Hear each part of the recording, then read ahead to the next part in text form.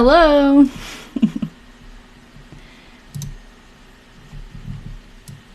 Long time no talk.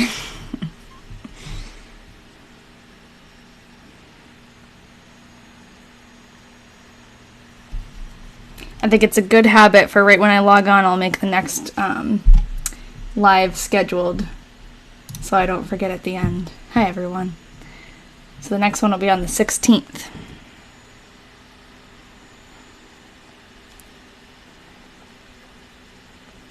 How's the weather, everybody?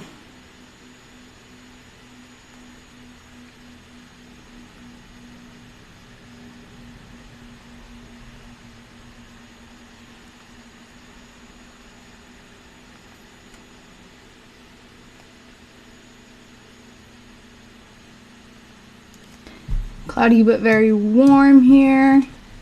Nice, overcast, a bit chilly, hot and sticky. Gross. I can relate to that.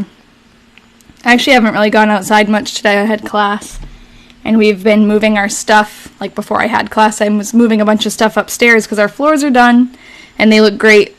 Now we can officially move into the house. It feels really good. So I only went outside to take out the trash, and it wasn't too hot, but...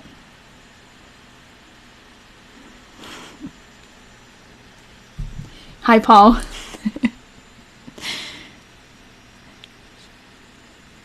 Okay, sorry guys, I was just creating the live for next week, so that'll be up by the time we're done here tonight. Hello, everybody. Yeah, so I didn't go outside much today. It's kind of been... Like, it looked like it was going to rain. Yesterday it rained, and there were some pretty bad storms around here, but it didn't really hit us. I had my interview with Jim yesterday, and I was worried because I was getting all these notifications on my phone, like tornado warning. Like, there's legit a tornado warning, and a tornado touched down near me, and I don't live in an area where tornadoes are a thing, usually. It's kind of scary. And I was worried like a bad storm was going to blow through and ruin the internet connection or knock the power out, but we were golden the whole time. Thank you, Rachel. Yeah, I've been working on my new mailbox. Our mailbox right now is so loose, it's all dented, and it's so loose on the pole that you can spin it all the way around. So it's kind of janky, but we're going to add that one soon. I'm just trying to decide if we want to redo the whole thing, like get a new post for it or use the old one. My dad's gonna help. 8 degrees Celsius. It's pretty cold. Yeah, it's still like kind of hot here, but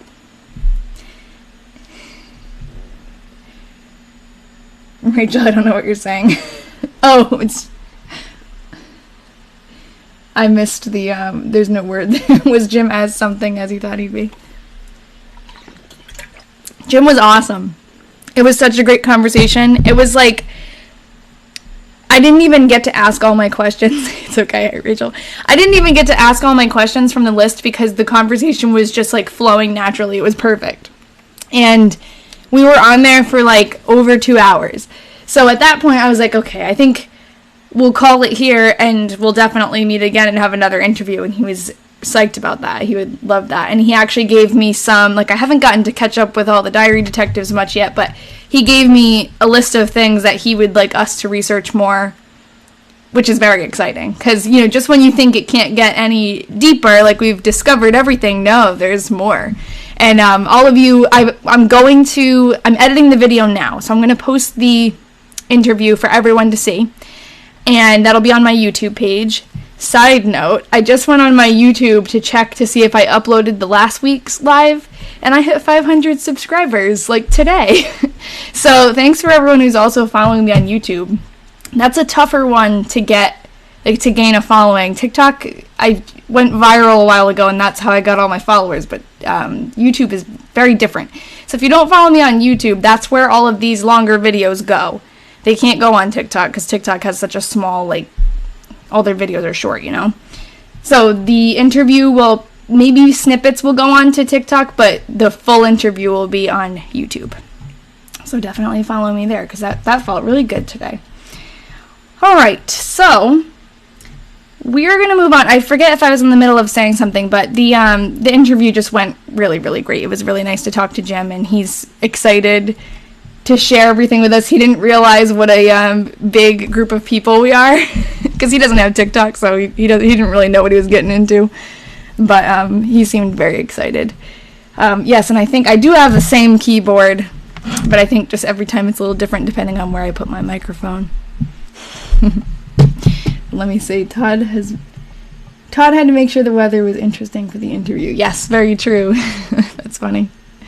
Yeah, it was kind of keeping me on my toes, but then we were so into the conversation that I kind of forgot about it. And then I saw, like, I guess it didn't blow through here because I would have heard it. I mean, it was raining, but there are areas near me that were, like, flash flooding and people's houses getting flooded. It was, like, kind of crazy. And then there was that tornado. I guess it must have been a small tornado, but still, it's not like, this is Massachusetts. It's not that common. And I'm like, I have weather anxiety, and I hate tornadoes and the idea of it. But that's another story. All right. So we're moving on today to March 1947. I guess before I start, another update for you guys is I don't know if I said this last week, but I did contact the eBay seller about the other diaries that were for sale when I bought these 3 diaries. I went on a limb. I really didn't think that, because of like terms and services and stuff, I didn't think that he would be able to like reach out to the other people who bought them. But he did. Or he said he would. I don't know if he did, but I sent him like a little blurb that he could send along to the rest of the purchasers. I haven't heard back from him yet, but just so you know, that is out there. And this might possibly, maybe not be the last diary, but as we know, like as we have right now, this is the last diary from this family. Recap of the diary so far. Let me think. This is so hard for me after like 3 diaries. I feel like for me, because I'm here on the live, I kind of like read it, type it out, but it doesn't really absorb because I'm on live. And then it takes me like 2 or 3 times to read through it again to really get a sense. But I'm sure some of you guys can help me here too. But I mean, it's a lot of the same. In the beginning of the year, there was a lot of car trouble that stood out to me. You're not late, Brenda. We just started. And there was, I think, a lot of sickness in the month of February, if I remember right.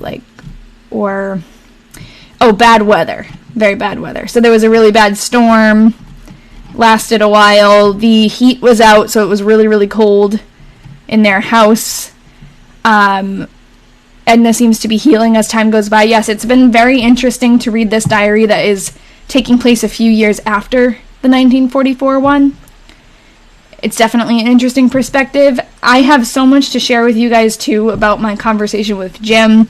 I mean, I want to, get some typing done today, but it kind of has given me a whole new perspective about the diary and the characters in it, and I think once you guys see the interview, you'll agree, because obviously, Jim's words are going to be, the best way to convey those thoughts, but I learned that there was actually a lot of, family drama and bad blood in Todd's, his brothers and his sisters and his father having to do with the land that was left for them and the land that Todd didn't get that maybe he thought he should have, and there was a lawsuit. So, there's a lot of stuff that we didn't realize, and it puts everything into a totally new perspective. And the other thing that I learned, and things will come up, I'm sure, as we read through tonight, I'm going to think of things, but Edna Gibson, so Edna Sr., the mother, ended up at some point moving into Edna, the daughter's house. So we know, let me pull it up. We know that Edna, and this was all confirmed by Jim too, that Edna and Todd built this house. Edna, the daughter, and Todd. Sorry, it's very confusing because there's 2 Ednas. But this house here was Edna's cabin, which they call Edna's cabin in the diary. But apparently Edna herself, she didn't call it that. This was just Edna's house. But the interesting thing is, this house on the side, I believe, and we have to find proof of this now because Jim wasn't sure. It's on the same property as this house, pretty much. They share a driveway. And this house was built in 1900. And the other house was built in 1945. So in my mind, I'm saying, oh, this one is Todd and Edna's house. And then in 1944, 1945, when this house was completed, because that's in the diary years, the house was being finished, this was Edna's house that they built across the driveway. So what he wasn't sure about is he's like, oh, I didn't realize that this house on the left was even owned by Todd and Edna Sr. He thought that this was the family house because apparently sometime after all of this is happening in the diary, maybe even in the diary right now, Edna the mother is living with Edna the daughter in this house. And that is the house that Jim remembers going to visit them. So I found that very interesting. I am still convinced that this is the house that Todd and Edna, the wife, owned. And then this was the house that they built for Edna. He definitely 100% recognized this house, and they share a lot. So, I mean, what do you guys think? We're going to look into it more. I'm pretty sure when I originally found these houses, I had some reason why I believed that was that house, other than the proximity. But I'll have to find proof again, because that was a long time ago. And he was surprised, and I was surprised that he didn't know that. But I guess at the time he was visiting, this house already belonged to somebody else. It makes sense because this diary talks about Edna's being together a lot. And yeah, Erin, I thought of that too, because we were saying when the house was really cold, we were like, oh, are they in the same house? Like, it doesn't really make sense when now Edna Sr. is without Todd. It doesn't really make sense for both of them to be living on their own in separate houses. I can imagine that they would want to be, exactly, Allie, the house would have been too quiet. So I can imagine they would have wanted to, be together more, maybe. And I guess they lived together forever after that, so. Yeah. Yeah, and there's, a whole bunch that we talked about with Edna and Nellie and everything, too, and kind of how that, I didn't realize this. There's, so many things that you can only learn from talking to someone who's, in the family. And, Jim was explaining to me about how there were a lot of, with every family, there's a lot of family issues that kind of start really long time ago, and you don't even know where they really began, but they kind of fester. And I think everyone can relate to that. But it's really sad, because then you start to think, some of the things he was getting at was, we were talking about how Edna and Nellie most likely had a relationship, and everyone kind of in the family assumed that too. And he thinks that may have been part of the family issues between Todd and his siblings, and maybe they didn't agree with her lifestyle, or who she was really. I mean, but I guess that may have been part of it, and he definitely thought that too. There was also religion tied in with it, which was very interesting. The family was all devout Catholic, and then something shifted, and some of them, Todd and Edna Sr.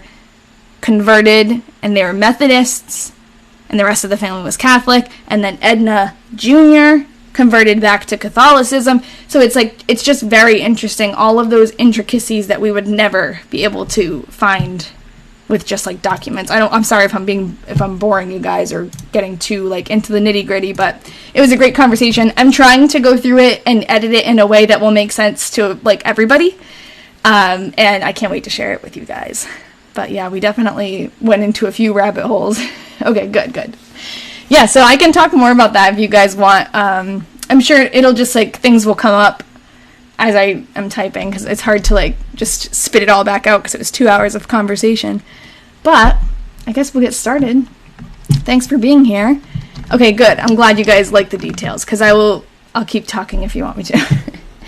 Yes, I know. The diary detectives want to know it all. Alright, so let's start with March 1st, 1947. So Edna worked until 6 o'clock tonight. Can you guys hear the keyboard? Actually, I think you can, because I see the thing moving. Nellie was out here before Edna got home.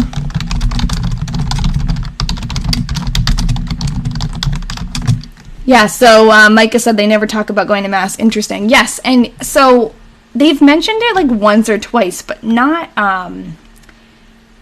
like all the time like you would think, because he said that a few times, that they were very devout. And including, so Todd's father, Thomas. Oh, but that's okay. So there's another story there that I gotta tell you guys. So save that thought. Remind me if I forget, because I'll forget. Remind me about Todd's name. Okay, so Todd's father, Thomas Delaney. I'm trying to think, what was I saying? Oh, he actually donated a plate glass, like a stained glass window, to the church nearby. They didn't have a Catholic church in Fairfax, so he donated one to the church in Norway.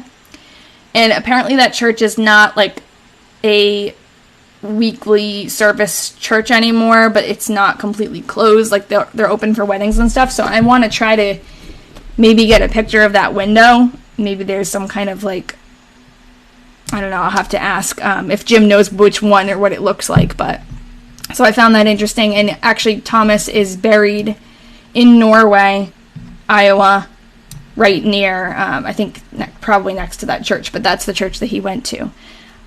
So Allie, I didn't even get to ask him that, because our conversation was just like, it was so long. I felt bad like keeping this guy for 2 hours. So I kind of like, I said, we're going to meet again. We have like a list of things to look into more, so I'm saving that for the next time, because next time, this was like a great overview, I think, and a good starting point, and like the basics. And then next time we'll be able to get into more, like, specific things. But, yeah.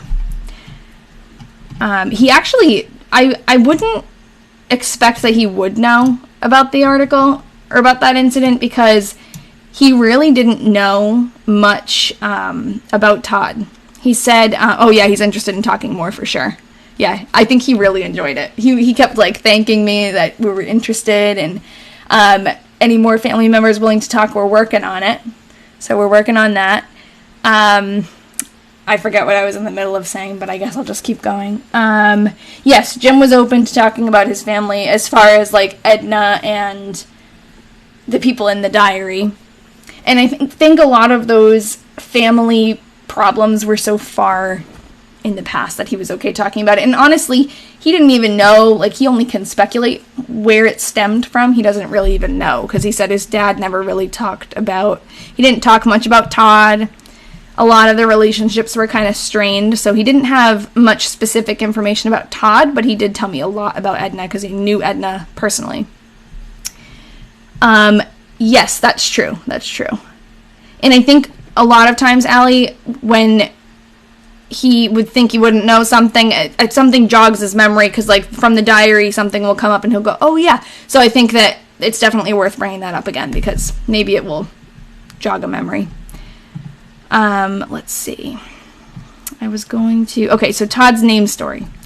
This is going to have to be, let me think about where I start this story. Okay, so we have Todd's dad, Thomas, and his son. And let me just, like, I'm going to clarify something, because I was a little confused about this. So Todd was born in 1881.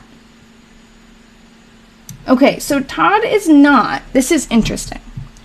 Todd is not the oldest, but he was named Thomas. So I guess actually the oldest was Mary Alice, his sister, and the second oldest was William. So when Thomas, Todd's dad, passed away, he left land. This is all what Jim thinks, by the way. Like, we don't have proof of this, but this is kind of like what the sense he got was that passed down into the family. He left a bunch of land to William and maybe Mary Alice. There was a big rift between Mary, William, and Todd about something about the land. Like, maybe it was supposed to be divided equally, and it wasn't. Either way, William ended up with most of the land, and I think Mary, too. They ended up with most of the land, and, okay, yes, so Alice and William were in charge of the estate, and we had looked this up. We had read a little bit about this a while ago, but we didn't realize, I don't think, the weight of it. We'll have to go back and revisit, because I need a refresher. But apparently, long story short, there was an argument and a lawsuit about this land that was left over, and Todd did not end up with a lot of it. He ended up with a small piece. Another interesting thing that we talked about is the fact that, so I couldn't remember if Todd was the oldest, because usually, I feel like when you name your child after yourself, usually it's the oldest son, right? But it's not, which is interesting. And then, after all of this, so as we know, these are some things we've noticed since we started researching, right?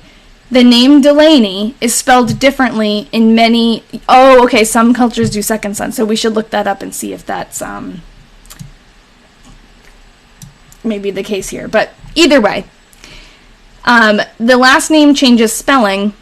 Especially, it was interesting that it changed from Thomas the father to Todd the son. He changed his name. And then his brothers and sisters, I feel like on Ancestry, I have probably corrected it and put Delaney spelled like this, but they are actually all Delaney spelled with an E. So they're all different except for Todd. Todd, after all of this farm drama went down, apparently legally changed his name from Thomas to Todd, and that's why his gravestone just says Todd. And his obituary and everything, it's I guess it's not a nickname. We thought it was a nickname, and we assumed it was just kind of to differentiate between father and son, but it was actually he changed his name. And then he also changed the spelling of his last name. So whatever happened in this family, it was big enough for this guy to change his name completely. So I find that very interesting, and we're looking into it more, really, because over time, with a lot of genealogy research, you do see names changing just naturally. We've talked about this, I think, even last time. People move to different countries, or spelling gets messed up on a documentation, or they decide it's easier to pronounce, so they change the spelling. But that is not the case here. This is something with weight behind it. Todd's Uncle William passed, at 20, so you imagine his older brother was named after him. That is a very... astute observation, Rachel. It always seemed like a more modern name to me. Yes, it is. It is interesting. Todd. But yeah, so there's the story, the alleged story behind Todd's nickname. So that was a quick sidebar, but Jim talks more about it in our interview, but I thought that was very interesting because that is not something I was expecting. All right. So, Nellie was out here before Edna got home and was going down after her when she came. After supper, yeah. Oh, Todd is the youngest, completely. Oh, he had a younger brother, I think, but I have a Vincent, too. But I don't know. Oh, youngest on the will. Okay, because actually, let me see. Yeah. Vincent died before Thomas, so. He was younger, but he also passed away before Thomas passed away. So that would make sense why he's not on the will. Yeah, so maybe Todd kind of felt shortchanged being the youngest. After supper, Nellie went down to get her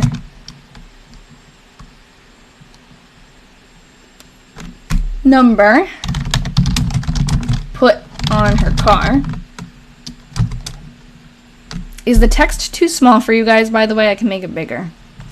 Crazy how we would never know all this without him. I know, and that's what I told him, too, because he kept saying, oh, you've done so much more research than me, because he's hit dead ends in his family research before.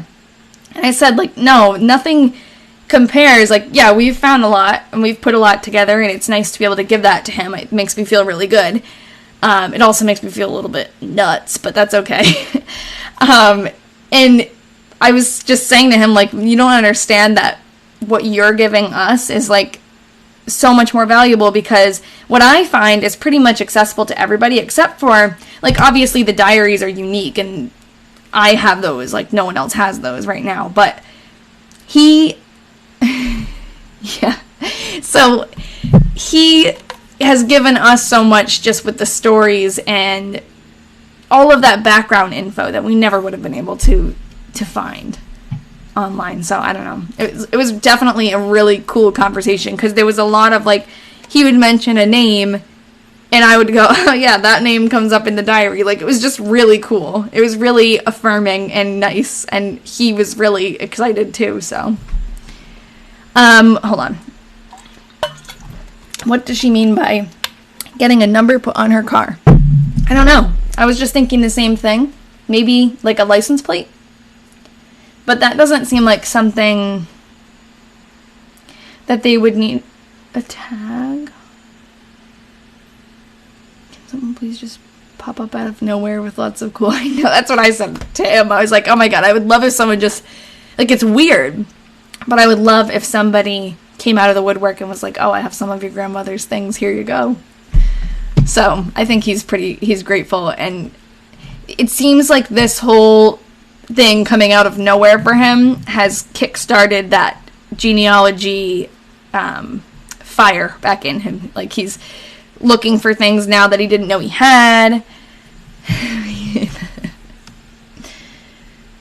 And he's like sharing pictures, and he's more excited to look for pictures too now, I think, because he's got some people who really, really are interested. Alright, so let's see. After supper, Nellie went down to get her number put on her car. Yeah, I don't know what that means. And get some meat out of her locker. Now, I also have a question about a meat locker. Is that something that would have been at her house? Because it seems weird that she went somewhere else to do that. Like, is she going home to get meat out of her meat locker? Or is a meat locker something that would be, like, not at your house? I don't know. Yeah, at a butcher. So, what is her locker? So, did butchers actually have, like, what? I'm going to need someone to explain that to me, because I didn't realize that. At a butcher, do they have, like, lockers, like P.O. boxes? But why is it hers? You know, that's what's getting me. Out of her locker. Interesting.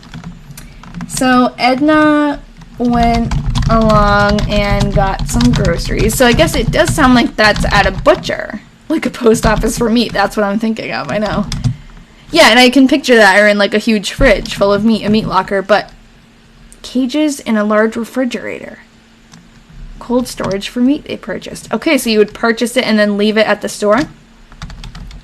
In your meat locker? You know, Amish use lockers to keep their meat as they didn't have electricity. Yeah. So that it's like a public thing, or like it's at a... That's just interesting. I just never would have thought of that. Okay, Edna went along and got some groceries, but it makes sense. Lloyd and Francis and David came out a while in the evening. So I'm going to keep giving context with Jim involved now, because I usually will explain Lloyd is Todd's son, but Lloyd is Jim's grandfather. So Lloyd is his grandfather and Frances is his grandmother. And something else that we learned in the interview, which you guys will learn when you watch it too. Like, I'm just giving tidbits, but he goes more into detail. But apparently, at least later on in life, Lloyd and Frances had a strained relationship with the Ednas. So Jim, found it interesting that Lloyd was coming around to help Todd when he was sick. So, I mean, if you've been following this story for a while, you know that Lloyd would come around and help clean out the furnace, drop off groceries. I mean, he wasn't there constantly, but he did have a family, so it seems like he stopped by whenever he could. And Jim was, like, actually surprised. He's like, oh, I'm surprised that Lloyd helped out at all. I'm like, oh, okay. So there was obviously later on, or maybe between just Edna and Lloyd, like maybe Todd and Lloyd had a good relationship, but I don't know. Later on, something happened, and the family was just a little bit, like, it was, Jim described it as if, like, you could always just tell that there was something going on, and no one really talked about it. And like I said before, I think most of us, like, most families can relate to that. I was telling him a little bit about how when I started to do genealogy research, we kind of discovered that there was a whole other branch of the family on my dad's side, and my dad always said, yeah, the uncles, there was something that happened, and the two brothers stopped talking, and we never really saw them again, and we never knew that side of the family. So it happens a lot, and it's really sad that it kind of breaks up families in a way that they don't even really understand what's going on, because Jim has been spending years trying to figure out, like, really what was the source of all of this. But I think it's one of those things where there were multiple things that built up, you know. That's how my uncle is now with my grandpa. They used to fight, but now he takes grandpa shopping. Well, that's good. At least there's some semblance of peace. I mean, we're all human. Like, there are going to be arguments and disagreements, especially if you have a big family or people who have very strong beliefs and they don't, you know, really mesh well. Like, there's going to be issues, but it's really sad when it totally, like, and it cuts off people who have nothing to do with it too. Like, when I was doing that genealogy research, I actually found, well, I didn't find him, he found me. I got a message on Ancestry from someone with the last name of my grandmother's, like, maiden name. And that was where that whole, like, rift happened. And he was like, oh my God, are you related to her? And I've been looking for that side of the family for years, like 10 years or something. And I'm so excited, like, if you are, like, and we're related. So he was from that branch of the family that moved away, didn't talk to the brothers anymore, and it's cool that we're connected now, but it's really sad because he kind of felt like he didn't have any connection with his family and his history. Did Jim talk about his thought process when he saw your message on Ancestry? Yes. So it came up about the article, and it's funny because I had a whole list of questions. You guys know this. You saw the list of questions. And I was thinking, like, I'm going to ask them one by one. That's not what happened. Like, it was just a conversation, and it was kind of like, oh yeah, I got to reel this in and ask about the specific things that we wanted to know about before this gets, like, too, not really off topic, because it was all on topic, but, you know, like, we had specific things I wanted to ask him, you know? And it just came up. I had a question I wanted to ask him about, like, with the article, like, how did it feel when Grace called you? Were you surprised? And I wanted to ask him about the messages, but it just came up about the article, and we were talking about that, and then he said, you know, when Grace, who is the reporter from the Cedar Rapids Gazette, she wrote the article about us, when she called him, she asked if he had, like, heard my name ever before, and he said, yeah, like, she messaged me on Ancestry, so that told me, oh yeah, like, he totally did see my message. And then he said, yeah, I'm sorry, I thought you were a scammer. And I, you know, that's kind of what we thought, and I, like, that's the hardest thing about this, this hobby. It's like when you reach out to people, it's tough because it does sound scammy. It does sound too weird, you know? Too out of the blue. So I don't blame him at all, and I'm just glad, and I told him this to him, I'm just glad that finally we're connected. Like, I am not offended at all. You've been left on red so many times. Yeah, I know. And it's like, you can't blame people, but it is frustrating, especially when you know. Yeah, I know. It is good for him for being vigilant. There's so many random scams out there, so like I said, I don't blame him. There are a couple of people right now who I, like, would really love to talk to about this diary, and I'm left on red too. But part of that, sometimes it's that they read your message and they think you're a scammer and they don't answer. Other times it's that Ancestry is something that a lot of people don't. We talked about this last week too. A lot of people will get the subscription, do the DNA test, make their tree, and then never log in again. They're not like us who are on every single day. So a lot of times you're messaging someone who hasn't logged in like 5 years, and they'll never see your message. So, but it can't hurt. Like, you just gotta try, and sometimes it works. I've had some luck on Ancestry, just like with photos that I researched and stuff, returning them through there. So it's not always bad luck, but obviously with Jim, it didn't work. Okay, so let's keep going. I feel like we're going to do mostly talking today.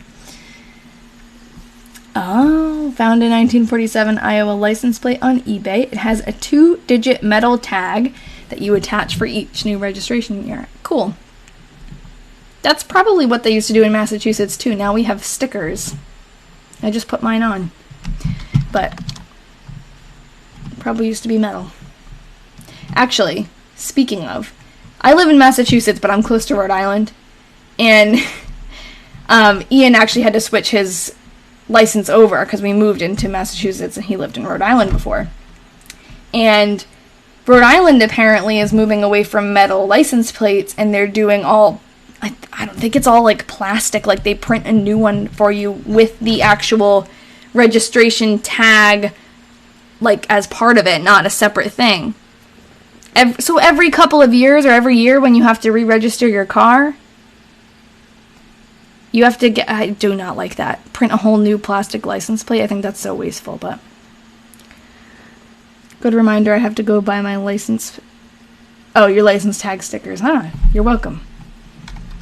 All right, Lloyd and Francis came out a while in the evening.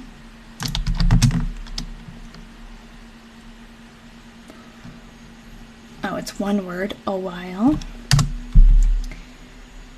Lloyd just got home from Omaha today. Jim also talked a lot about Lloyd's job as a, I never know how, what it's exactly, a railway postal clerk. So he worked on the railroad, but as a mailman, basically, who was on the actual train. And he said that he was away a lot for work, which makes sense, because he was kind of always running back and forth. But he remembers that.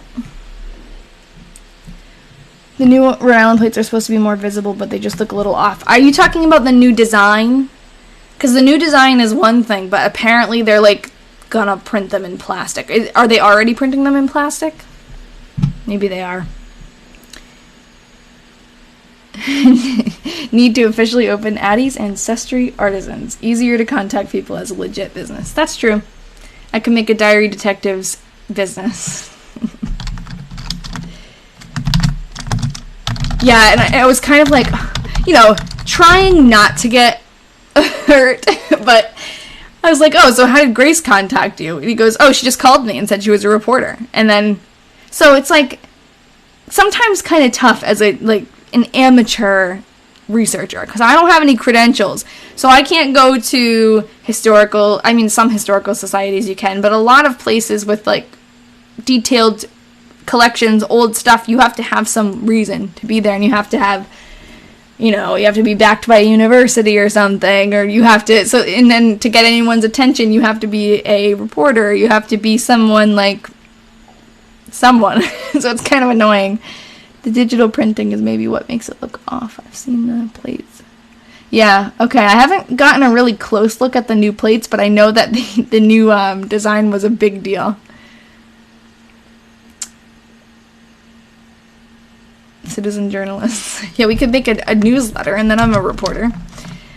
I felt like one giving an interview yesterday. I was like, wow, I've never done this before, but it was fun. A chilly morning. Edna went down. We might not make it all the way through March today because we're doing a lot of talking, but this is good.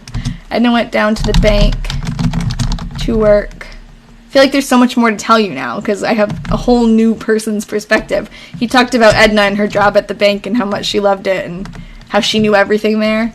Hold on, let me finish the sentence and then. Okay, Edna went down to the bank to work this forenoon. When Nellie went to CR, she came home to dinner at 12:30 and went back after dinner. I think by dinner they mean lunch. And worked until 6. So Edna worked at the bank and she loved it there, and she was really close to the other people that she worked with there. And one of them, Jim was talking about, he was higher up at the bank. I'm not sure if he was, I think he was the president of the bank, but maybe he was the son of the president of the bank, something like that. He was higher up. And he said, Edna taught me everything that I know about banking and about this bank. And I said to Jim, I'm like, we don't actually know Edna. Like, we don't know her as a person, us, but I feel like that we know that she's that kind of person, that she taught him everything that he needed to know. Have you missed anything? I was just talking, we haven't gotten through many entries at all because we've been talking a lot about my interview with Jim yesterday. So I shared a lot about kind of what he told me, and I'm going to post that interview anyways, so it's nothing that you won't see in there, but apparently there was like family drama between Todd and his brothers and sisters and father, so that was something that we learned that was new, and it gives a whole new perspective to a lot of stuff that happened in the diary and later on. And then I was just talking about how he really shared a lot about Edna Jr. because he knew her well. Someone said something about dinner and supper. My dad refers to lunch as dinner and dinner as supper. Yeah, we call it lunch and dinner. And then I always found it so annoying as a kid because I could not understand why. But on Thanksgiving, only on Thanksgiving, or maybe like Christmas, like holidays, sometimes my mom would say, oh, we're going to my grandma's for dinner. And I'm like, okay. And then she'd say it was like at 1 p.m. So it was lunch. But for some reason on special occasions, it was dinner. Even though it was the same meal, it was just strange to me. But yeah, so it's interchangeable. I think that is a French thing, maybe. Your family does too, lunch sometimes. Interesting. Breakfast is always breakfast for us, though. She came home to dinner at 12:30 and went back after dinner and worked until 6. Actually, yes, they called it supper. My grandparents especially call it supper in their French. But it seems like it's all over. But Midwest, it's always been dinner and supper. Yeah, that's why I'm thinking maybe my mom, as a kid, probably always called dinner supper and maybe called lunch dinner. I don't know. Europeans would eat at 4, small meal. No, it's not. My surname is Portuguese. My dad's side is Portuguese. In Ireland, we have dinner at lunch and tea at dinner time. Love it.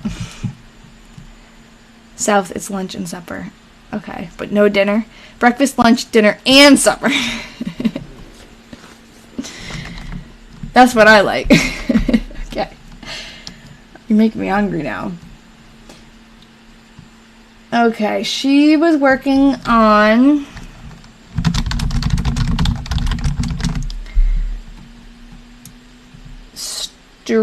what does that say? Strange? No. Something. I see STRANG.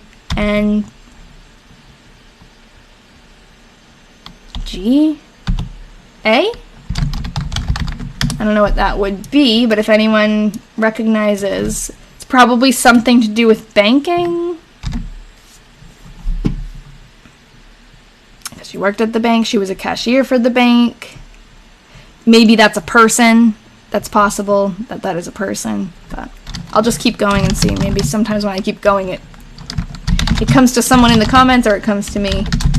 Kit and Pauline came out in the afternoon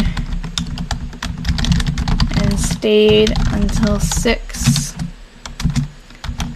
o'clock. Nellie came out after supper and stayed all night. Typical Nellie. Edna and her worked on Nellie's income tax. Yeah, it doesn't seem like anyone has any ideas about this word, huh? It's either Strang's books. Oh, I'll zoom into it. Maybe I'll zoom into it. This word. So it says Edna was working until 6. She was working on this word, books. It could be strings. That could be an S, like this is maybe a person. Could be a J. S, yeah. Strange. There's no apostrophe, but that doesn't really mean much because I feel like sometimes she doesn't add the apostrophe in. But there's also no break here at all. I don't know. Strong, Strong.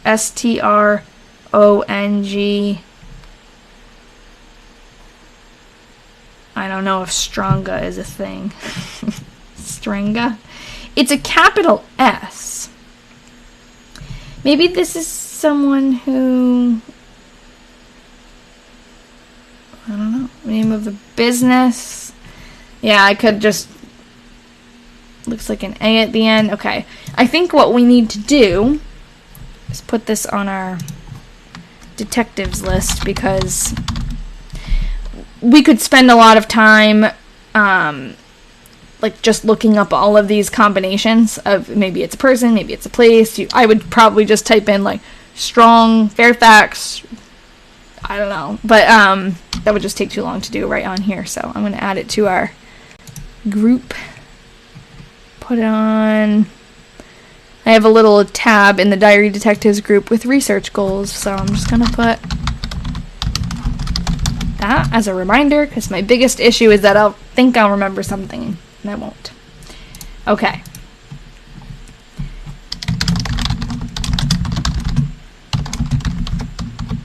We're only on March 3rd. Alright, this is a shorter one. Temp 12 above. This AM at 7. Something interesting about this specific diary in 1947 is Edna Sr., who's writing, has every day, like, she says what the temperature is or the weather is, and she says specifically at 7. And I don't know why I find that interesting, but I do, because she's never said it before. It was never, like, tied to a time. It was always just this AM or this PM. But it seems like she must have, like, maybe I was saying she must get up at 7, and that's when she tells us what the weather is, because that's when she got up. How would she know before she got up? There are some folks with the surname Strang in Fairfax and Cedar Rapids. Okay, well, there we go. That's probably what they're talking about then. Maybe they'll mention another name associated with that last name, and we can figure out who exactly, but we'll see. Laura came over for a while this evening. Laura is also a new character. She is a neighbor and was never mentioned in the other diaries. She brought us some eggs. I would be interested to find out, because last time I think we figured out who Laura was. Laura Vavra, right? Wonder when she moved in there. Maybe we can find out, and maybe she moved in between the diaries like that we don't have. That would be cool. Could be a radio station that does the weather report. That's true. Yep, maybe he was involved in the tax stuff. Probably. Probably has to do with taxes. I think she said Edna has been working late lately, too. The busy season. It was quite a nice day today. I washed a few pieces. Lloyd came out about supper time and brought coloches. Again, I always probably say it wrong. Well, okay, I say it wrong because she also spells it wrong. Isn't it an A there? I think it is. And I keep saying this every time this comes up, and especially now because I am starving right now.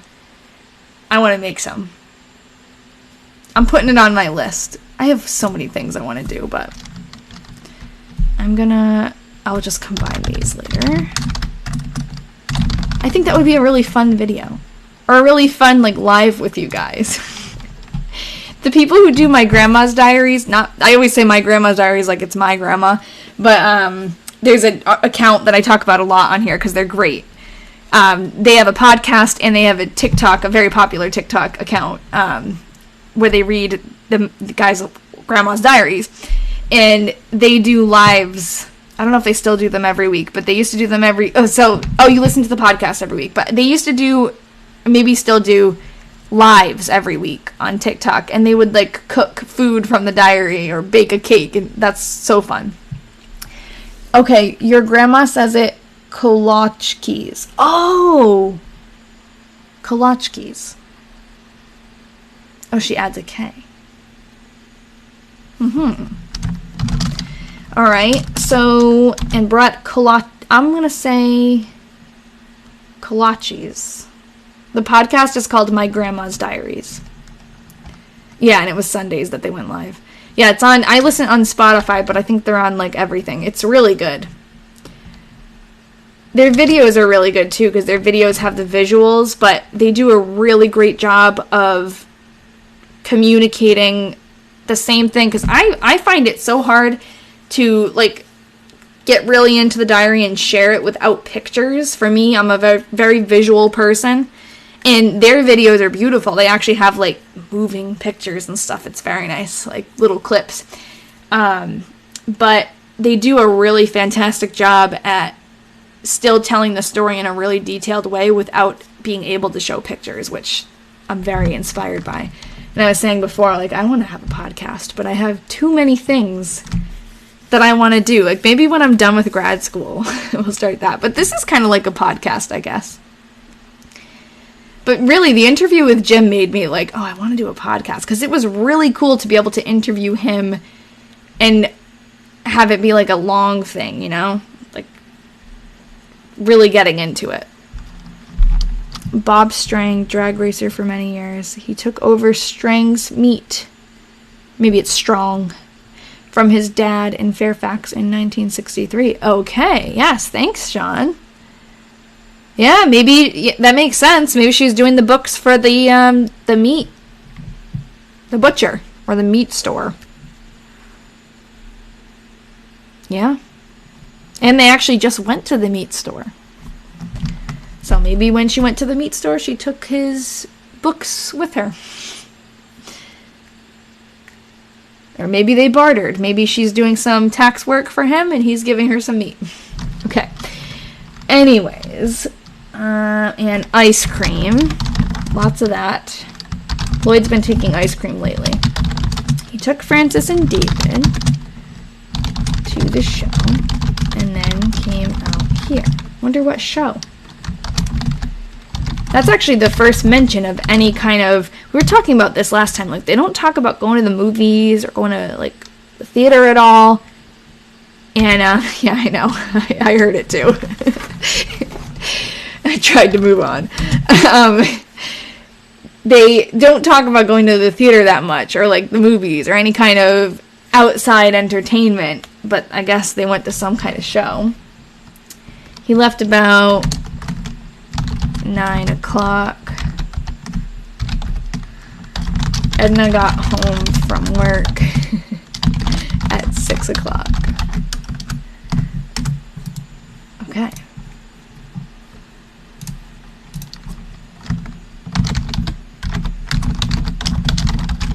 I'm trying to figure out the best way to digitize the diaries, because they're going to Jim. Like, once we're done, I'm going to send them to him. And I'm trying to figure out the best way to, like, get a good scan of them. My scanner, it makes good scans, but it is so slow. And I am never going to be able to finish it. So I don't know. Like, I could also, I've heard that some people, I also don't want to, like, squish the diaries, and I feel like sometimes to get a good scan out of it, you have to squish them. I don't want to do that. I don't want to break anything. I've heard that some people actually will just take pictures, like they'll set up a tripod and have the book open and take high quality pictures of the pages, and I have a pretty good camera, so I could do that. So I don't know if any of you have like preserved documents or like diaries or anything like that, and you have a way to do it. Your library has equipment for that. Oh, I could ask the new library. We just got a library card. But I assume they probably just have a regular scanner, which I have, but yeah, I have a scanner. It's a pretty good one. I just don't, like, it's, first of all, it takes forever, and I also don't want to, like, ruin the book, because I feel like it gets a good scan, but then the edges will be kind of warped because the edges of the page are curved, you know? So unless you really, like, squash it, there's going to be some blurriness. Phones will scan. Yeah, I do have a scanner app on my phone, but I assume that would, I don't know, maybe I'm wrong, because phones are very, very advanced now. But I feel like I just have this perception that anything that's on my phone won't be as good as like an actual dedicated scanner, but maybe I'm wrong and I should try that. Because I do have I have an app on my phone, but I could download another one too. Alright, Edna went to CR about 4:30. She was going to do a little shopping. And then Nellie, Irene, and her were going to a show. Okay, another show. The Notes app on iPhone does a good scan. Oh, I didn't know that. I have one that's like a specific, it's called Scanner Pro or something. But I just use it for like paperwork stuff. I haven't used it for actual pictures or anything like that, but I'll try it. Because the thing about a scanner is, like this picture here, it's so hard not to get a shadow or colors, and the thing about a nice scan, is that you eliminate all of that and you get a really crisp picture. That's kind of what I want, and I want it to be like a document if possible. I would love it to be a PDF, each diary, instead of like what I have here is just pictures in a folder. Oh, my voice is getting scratchy.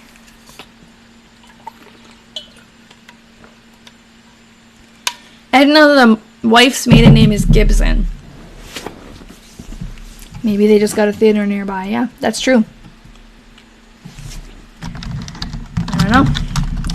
Temp 22 at 7 a.m.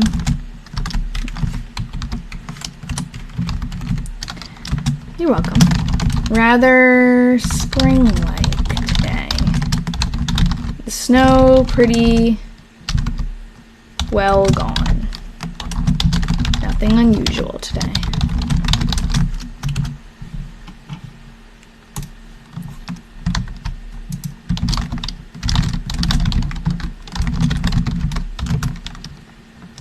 Dropbox also scans and makes it into one PDF. Okay.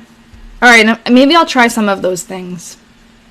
Because my scanner is going to take me years. Like I said, it makes a good scan, and it's not even old, it's just like slow. Temp 24 at 7 a.m. Edna went into the dentist as the filling had come out of, I'll fix dentist in a second, had come out of her front tooth.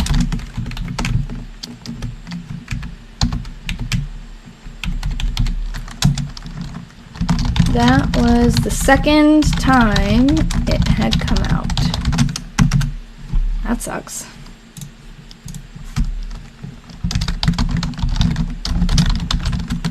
Been a few dental events in this family. Frances had an impacted wisdom tooth in one of the diaries before. There's also businesses that will do scans and provide you PDFs and even a printed book. Oh, that would be cool. That would be very cool.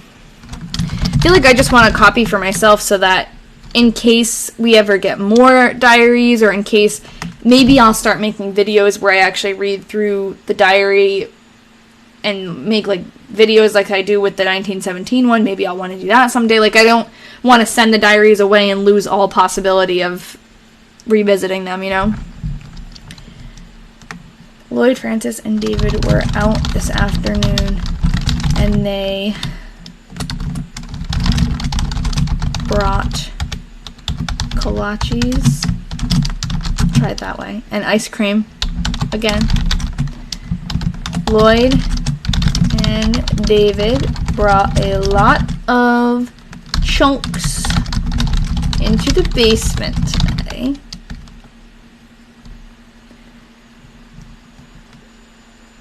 To dry out so we could burn them with the coal. She's used that word a lot, like bringing out chunks, getting chunks. I think it's like chunks of wood. They got some groceries and things down from here. And oh wait, hold on, I skipped a line. That I do that a lot. They got some groceries and no. Oh, I didn't skip a line. They got some groceries and things down from here in the car that was heavy to carry. Edna worked until 6 o'clock. The 4-H club girls were in to see through.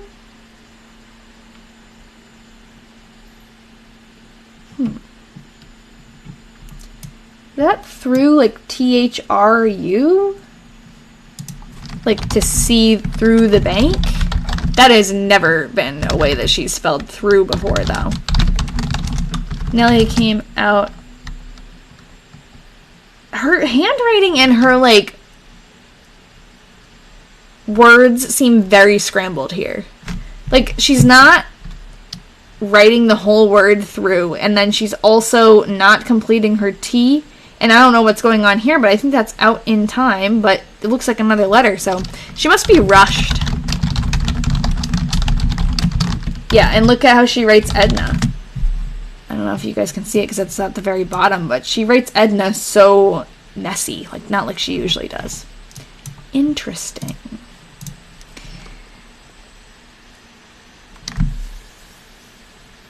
Oh, Vox Media's This Is Love would be a good place to contact for podcasts. I don't know what that is, but I'm going to take a picture of that comment.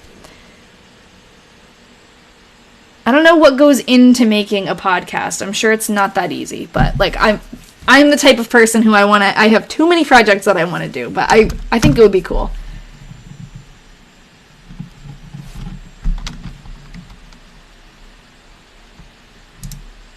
I really like how My Grandma's Diaries podcast will interview people too, like family members, and a lot of people are kind of coming out of the woodwork because they hear about it because they have a huge following. Hold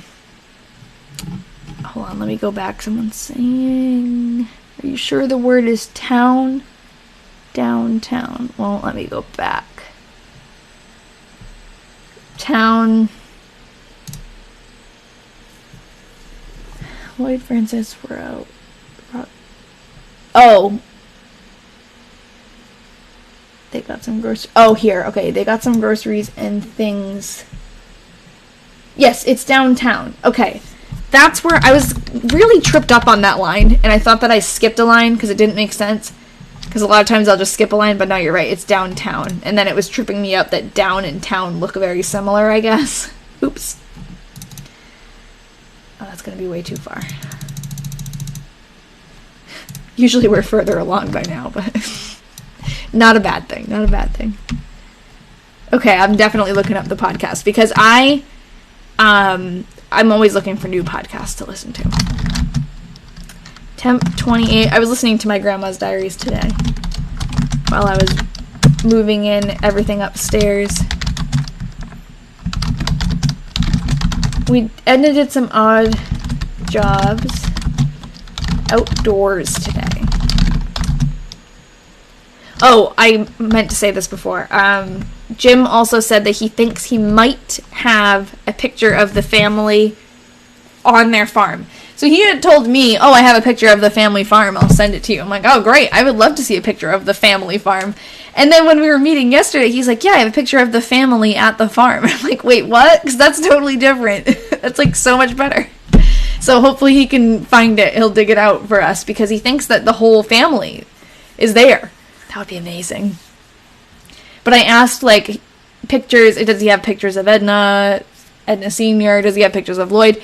And he doesn't think so. But he also knows that he has a lot of stuff that was just kind of, like, passed down to him, and it's in boxes. So he's looking through that stuff now. So originally, when I first talked to him, he said he didn't have a picture of Todd. And then he found one. So I have hope. And he also said, this is a side note, but he also said that Edna, he remembers Edna being really into photography. And she loved the West. She loved the landscape of the West and taking pictures of that. So I thought that was sweet. All right, temp 28 at 7 a.m. Edna did some odd jobs outdoors today. Fixed the trellis, okay, this is like a list, I guess. Fixed the trellis, put handle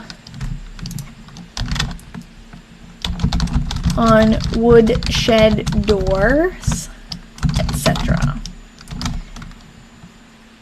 In the afternoon, we drove out to the cemetery, but the snow was so drifted at the gates that we couldn't get inside. Drove around town some. Took Laura down to see Mrs. Toe. Lloyd, Francis, Norman, and David. I'm going to just add a comma there. Lloyd, Francis, Norman, and David were here for supper. Okay. Yes, Jim was so sweet. It was a great conversation. And it was such a good idea to do it over video, because I could pull things up. And first of all, it's just like nicer to actually see someone's face when you're talking to them, and it feels more like a real conversation than a phone call. But it was really useful to pull up pictures. And speaking of that, I did show him the hotel picture and asked for any input, and he didn't really know anything about that. But I think we're getting closer to figuring out who's in that picture on our own, and I think that maybe Todd is in it, but I think that that picture is not of, like, the daughter Edna and Lloyd. I think it's earlier, like we've been kind of moving towards in our conversations. Colleen says, sorry, who's Mrs. Toe? I don't know. So I guess we're adding that to our list, because I don't know who Mrs. Toe is.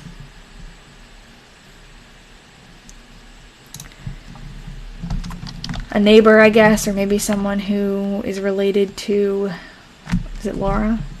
Yeah, because it's Laura Vavra, I think. All right, I did a little washing today. It was quite a nice day. That's nice. I feel like she doesn't get many of those, because the weather always sucks. Edna didn't get home to supper until after 7 o'clock. Mr. Crawl was at a sale today, and they were awful busy. I guess Mr. Crawl, I think it was him that, I was talking to Jim about him, because he recognized the name, and he and Edna were very close because they worked together. And I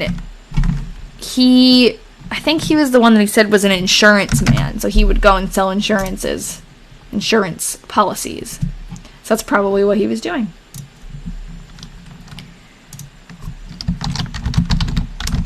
Because I guess the bank was also involved in selling insurance.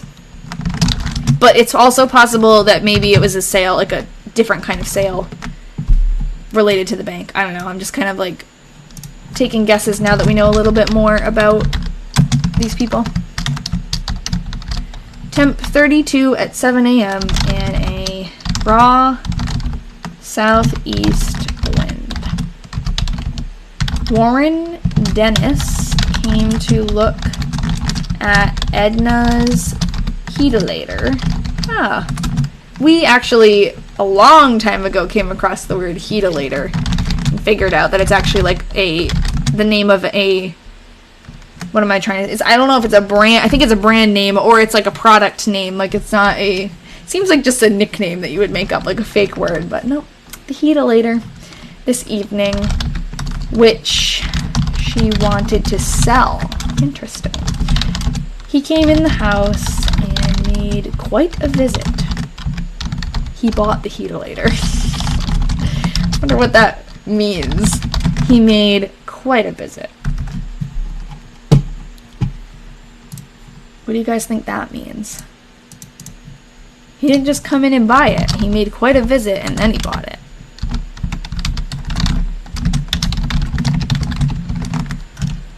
Okay. I'll pull up that old picture of the heatilator and put it on the website too. Temp 34 at 7 a.m. A disagreeable day. Overstayed his welcome. Yeah, probably. Edna's like, okay. Flirting, yeah, maybe he's trying to flirt with Edna. She's not having it. She's like, just buy my heatilator and get out of here. It sprinkled a good bit of the day. Nellie came out after supper and stayed all night. Nellie doesn't have to buy a heatilator to get Edna's attention, right? Edna fixed up Nellie's income tax. Clarence had a sore throat, so Edna oiled Ma's stove tonight. So that sounds like maybe that's something that Clarence used to do for her, but now Edna's doing that. When they're saying Ma, it's talking about Edna Sr.'s mother. So this is Edna Jr. Let me just show her, because I know a lot of you know who these people are, but some of you don't. So this is Ma when she was younger. Like, now she's older and she's living alone. Maybe the visit became a bit heated. Vows for dad joke. Thank you for your dad joke. And so that is Edna Jr.'s. This is Edna Jr. That's her grandmother. So Edna Jr. and her mom are kind of taking care of Edna's grandmother, because she lives alone and it seems like she's getting older and more like needs a little bit more help than she used to. So she goes over there and they bring her dinner and they fix things up for her. Mrs. Zamastil came back from California, where she had been for some time. Mrs. something was out some yesterday. Okay, so Mrs. H. I don't know, I feel like that's HR, but I don't know how the heck that would be pronounced. Erdlicka? Anyone have any other thoughts? Maybe it's Hindlicka? Was out. I'm just gonna keep going. Out some. Oops.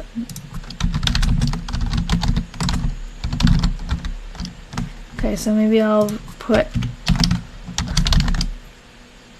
Oh, there's a bunch of Erdlickas. Okay. Wow. On Iowa Graves. Okay, so that's what it is then. Erdlicka, I would pronounce it with a silent H. Mrs. Toe, very ill yet. That's not good. That must be why Laura was going to visit. Alright, we're about halfway through March.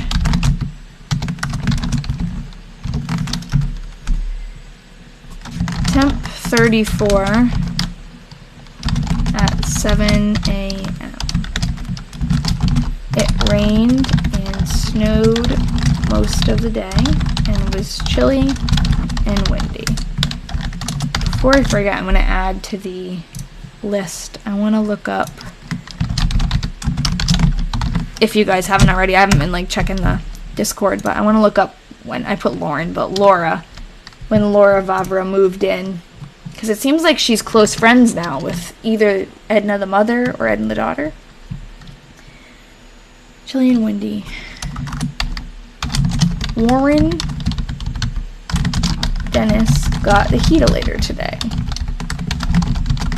Oh, so he purchased it a couple days before and then came to pick it up on the 13th. Maybe we can find out more about Warren Dennis too. I'm making like the most haphazard list in the Discord. Okay, March 14th. Temp 22 at 7 a.m.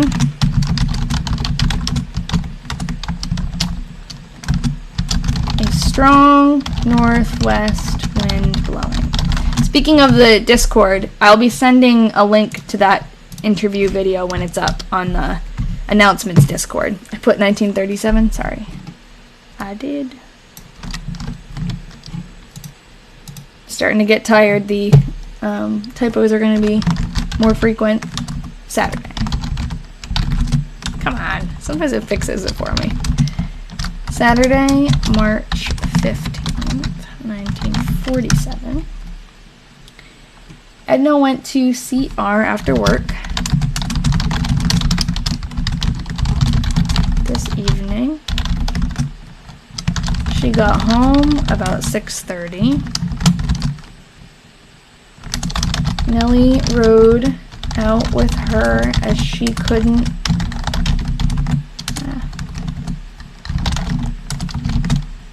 get her car started. So many car troubles. Laura came out with her also. I swear to God.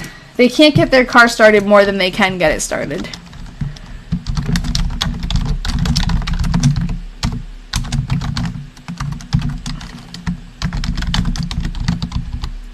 Edna dragged a lot of the brush back that was frozen in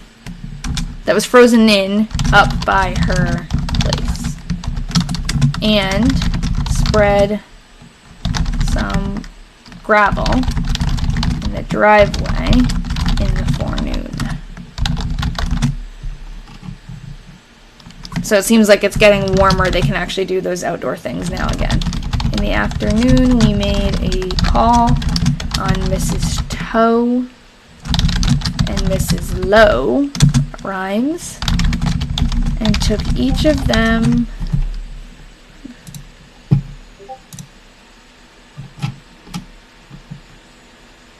Oh, okay.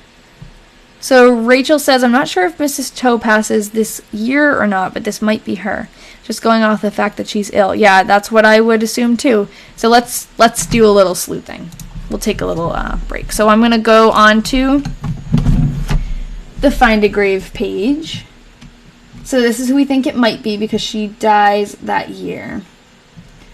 23rd of May. So I don't normally read ahead, but I'm going to just pull out the 23rd of May to see. And if it says Mrs. Toe died, then that's probably her. Yep. Okay, so the entry is, Ma was sick today. She had one of her dizzy spells. She was in bed most of the day. I went over and cleaned the house and trimmed her fingernails. Oh, her finger and toenails. And was around there most of the day. Dr. Herman came. Interesting, Dr. Herman comes back to see her about 5 o'clock and left her some tablets for her head. Blanche and Norman were out in the evening for a while. Mrs. Omer Toe, so yep, Omer, died this evening. So that must be, yeah, nice, Rachel. Boom, exactly. That's awesome. It's not awesome that she died, but it always feels good to have a hunch and have that be right. So good job. You get to take a bow now. We have a couple other things in here. What's this? Oh, locker plants. Oh, so this is like the meat locker that we were talking about. Yes, to get the verification, exactly. And the satisfaction. So Valentina sent us this picture of meat lockers. That's very interesting. The woman on the ladder is removing meat from her door-type locker. So you could go into a whole rabbit hole with all of these different random things. Okay, so we made a call on Mrs. Toe and Mrs. Lowe and took each of them a box of fruit. I wonder if she had the fever, the Malta fever that we were talking about a couple weeks ago. We went into Nellie's, I forget who had that, someone in town had it, and Irene's. So Nellie and Irene actually lived together, they're sisters, but they lived together in a duplex where their brother and his family lived on the other side for supper. As it was Edna's birthday. We had a nice supper and came home about 10 minutes of 10. It's so interesting now that we have the perspective from Jim about kind of Todd's family and how they may have not totally agreed with the way that they, I don't know, like if they supported Edna and Nellie's relationship, but they definitely didn't like not support it. You know, like they didn't, they allowed things to go on, which I think is great. But I think a lot of the other family members probably, I mean, you pick up on these things. We're just reading this diary of people we don't know and we're picking up on it. So people who knew her must have picked up on it.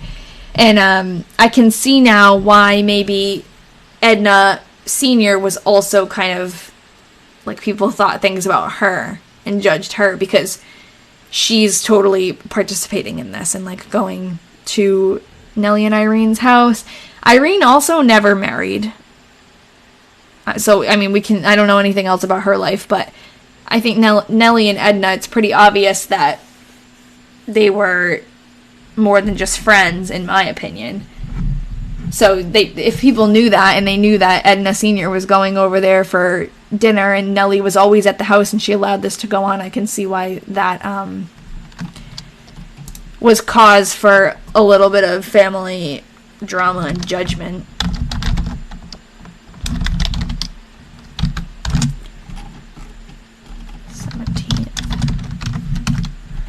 Wish we had contact on Nellie's side too. Yeah, honestly, I haven't tried to contact any of Nellie's relatives, but we could go there. We could try.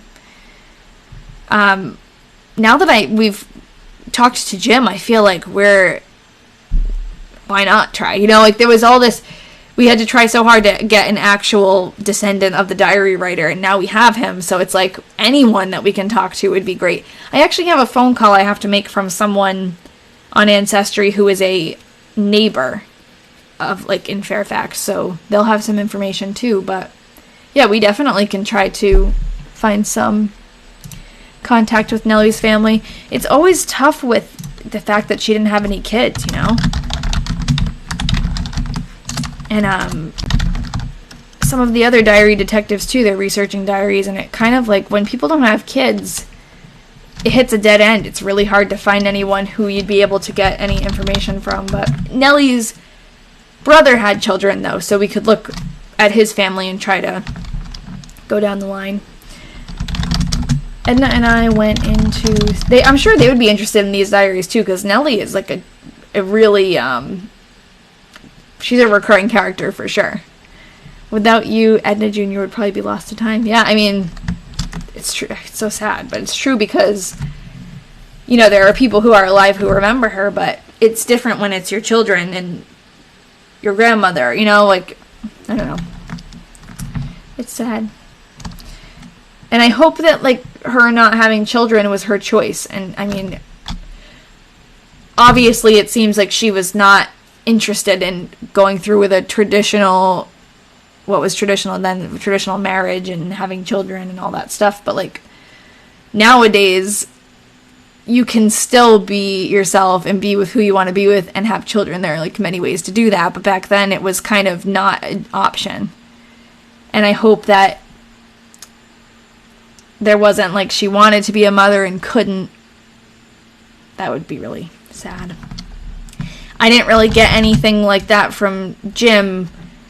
He described her, and this was kind of sad to me too, he described both Ednas as being very guarded and very private and very, like, suspicious of people, like, suspicious of the family members. And I can imagine, after years of people judging how you live your life, watching you, like waiting for you to do something. You know, I can imagine that they probably weren't very comfortable letting people in because they were afraid that they would be judged. I mean, I'm just like making this up basically, but that's kind of what I would, when he was talking about that, that's where my mind was kind of going. Like, you would be guarded and you would be not really willing to share a lot because you don't want it to get shared with other family members that maybe would be more judgmental. Like he said, when he used to go visit, he sometimes, like, he didn't just feel like this, he was actually told by Edna,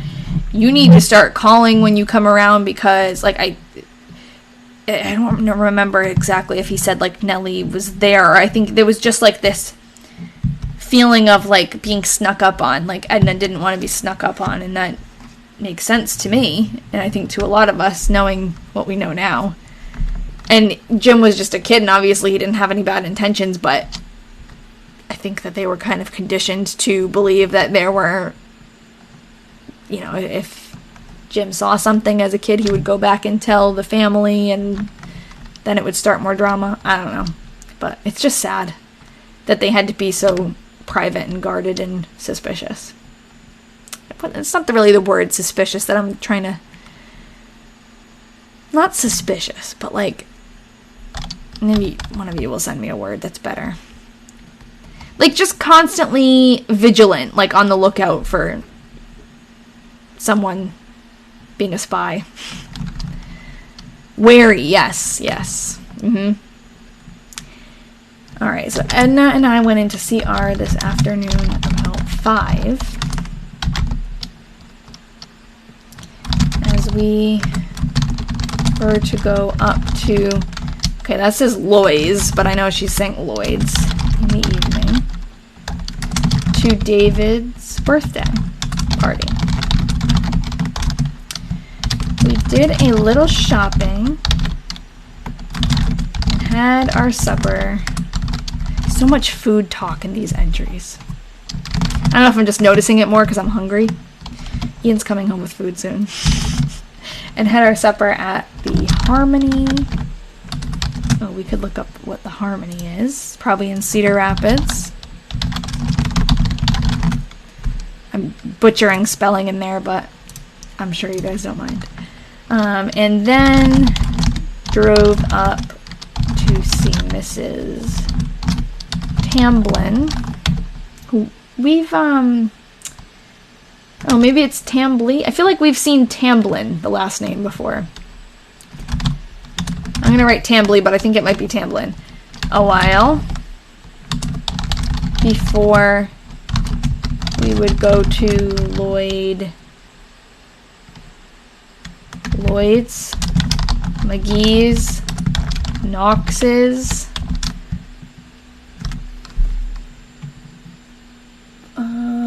Bob and Jane. Oh, hold on. Oh, this is probably 2 separate sentences. Before we would go to Lloyd's, and I bet she's listing who was there. McGee's, Knox's, Bob, and Jane were there. Yeah. Also, Mrs. Bovey.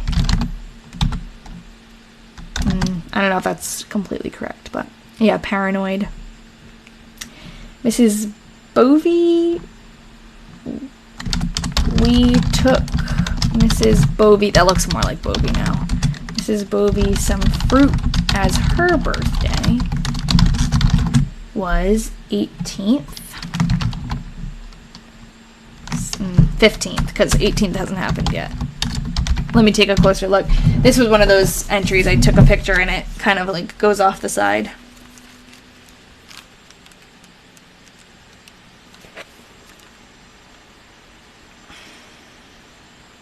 Yeah, I think it's 15. Her birthday was the 15th.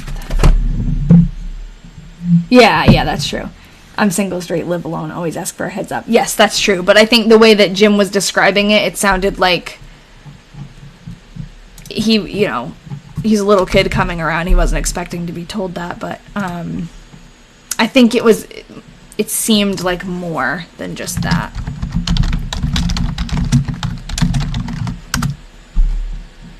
And there were other things too, like that was one of many reasons why he felt like they were a little guarded with the rest of the family. When I post it, you guys will be able to get more of a sense, too. Temp 26 at 7 a.m. Edna and I went to CR this evening to attend Blossom Time. Okay, all of a sudden they're like going to the theater? We were just talking about how they never did anything like that, and now it's all the time. At the Iowa Theater. Oh, we gotta find that. We'll find that. Blossom Time. March 18th. Iowa Theater. In the other diary that I read, the 1917 one, she loved the theater. And she would have like a clipping from the theater book. And she'd glue it into her diary. Okay, so they went to Blossom Time. I wonder what that is. It must have been a show. We stopped and picked up Nellie and Irene, and they went too. Irene gave Edna a ticket for her birthday. So later, Edna had to get some for crawls. So she got one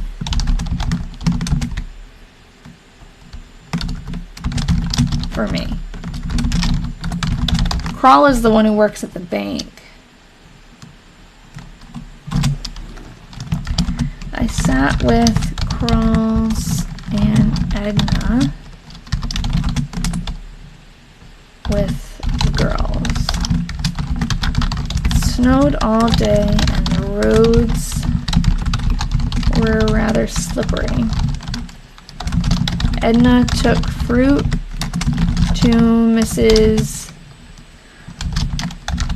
Erlica today.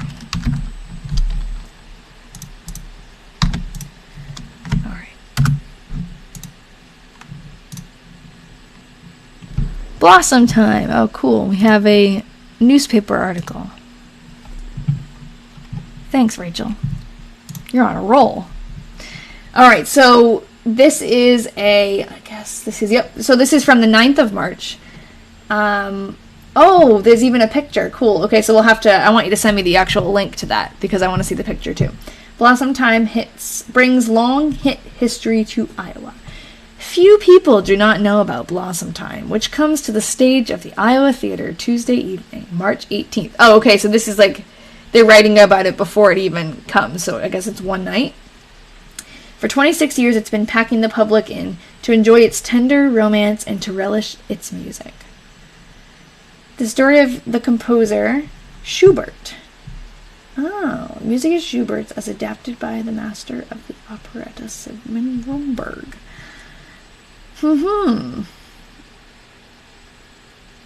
Okay. Interesting. I wonder if there are any videos of it. Oh, link sent. Thank you. I wonder if there are any videos. Or music that we could hear from it, maybe?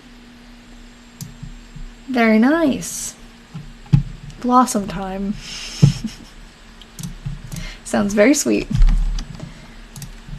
Okay. March 19th.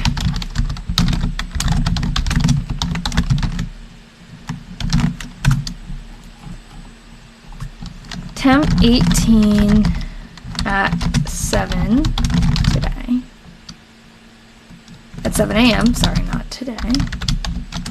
Very foggy and the ground covered with snow. It all melted during the day. Oh man.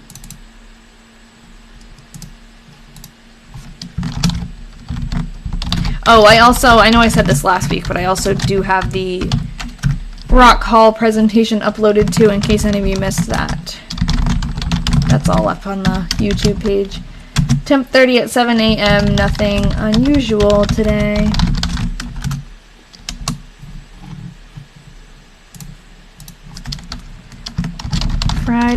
March 21st, 1947. Temp 32 at 7 a.m. The ground covered with snow this first day of spring. It fell last night.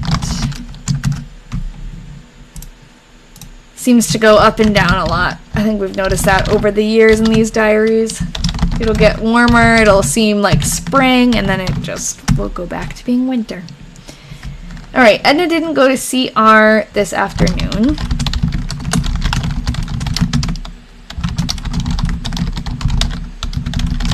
As she worked late on strings books at the bank. Lloyd and Norman, she's still working on those books, wow. Lloyd and Norman, those are, so I say this a lot, but I just like to repeat for people who don't know.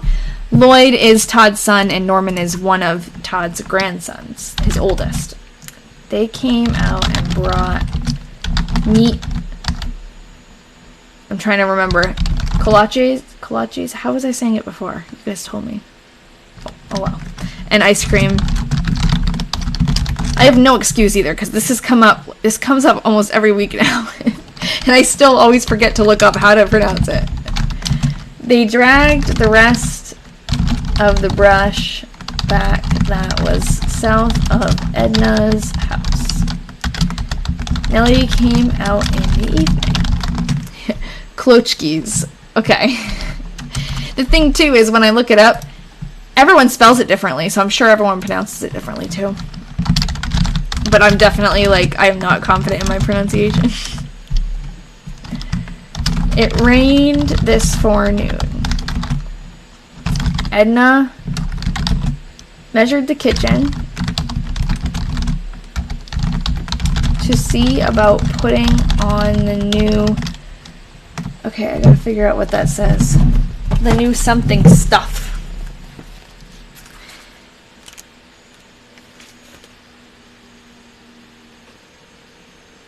Wall stuff. Misspelled brought. Did I misspell brought? Thank you. Yep, that helps. I have a lot of typos because I type fast, and I'm not I'm a fast typer, but not an accurate fast typer. So I make a lot of typos, but yes, that helps. Usually people will send me back if I skip something or make a mistake. So thank you, Abby. And if you're new here, welcome. And if you have any questions, just ask them, because I love to share this with more people. This is a fun project that we've been working on for a while. All right, Edna measured the kitchen. There's another typo. To see about putting on the new wall stuff. Wonder what that is. Paneling. She cleaned her paintbrushes. Wonder if she's talking about Edna's cabin or the main house. We had planned to go into Lloyd's and to call on Kit, but I had such a bad headache that we didn't go. Yes, actually, the Daily Iowan, I was finding a lot on there. The only thing that is really annoying about the Daily Iowan is it's very hard to search. Newspapers.com, you can type in a keyword and a date range, and it'll search for that keyword in the date range. The Daily Iowan, you actually have to know what date exactly that you are looking for, and it's cool because that newspaper is not available on newspapers.com. It's you can only see it there, but it's such a pain. You have to know, or you have to read the whole newspaper, basically, but it only allows you to search one by one. Hope they can update that. Oh, you were looking for the play. Okay, cool. You can, Control F search in it, I think, in the PDF, but you have to open each individual one. How old are they at this point? I'm really bad at this off the top of my head. I think Lloyd is in his like 30s, mid to late 30s. Not sure about Kit, probably around the same, or maybe older. I don't know. She's an aunt or something, or a cousin.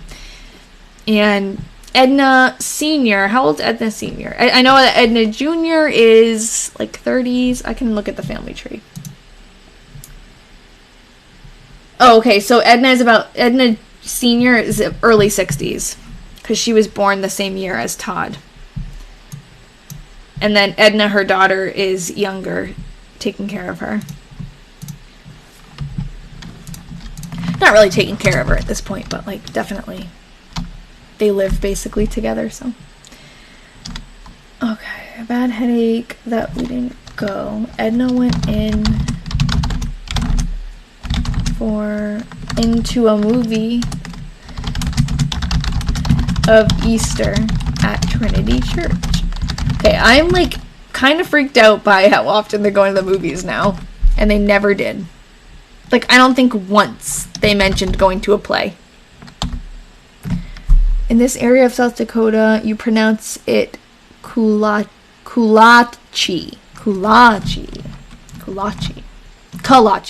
Sorry. Kalachi. Okay.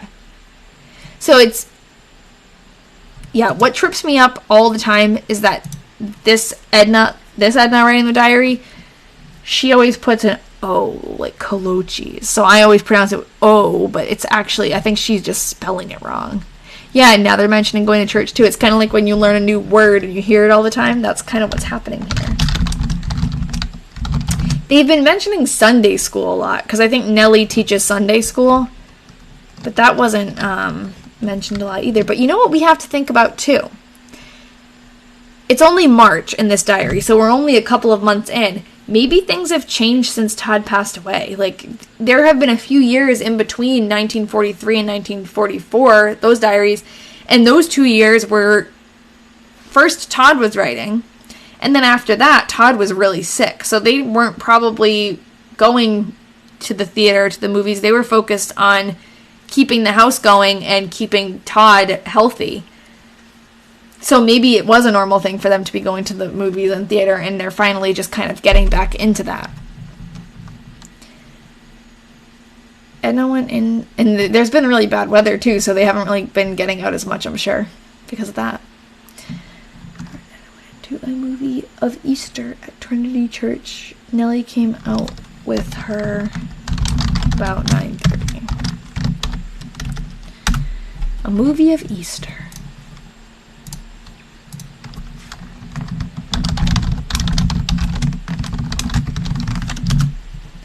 I wonder what Ian's going to bring me to eat. He's at a Mexican restaurant for work. And he said, do you want me to bring you food? And I said, yes, but I didn't tell him what, so I guess... Oh, he's on his way home. He'll surprise me. Temp 33, 7 a.m. It rained early. I hope there's guacamole. Focus adding, not food, as I'm talking about guacamole.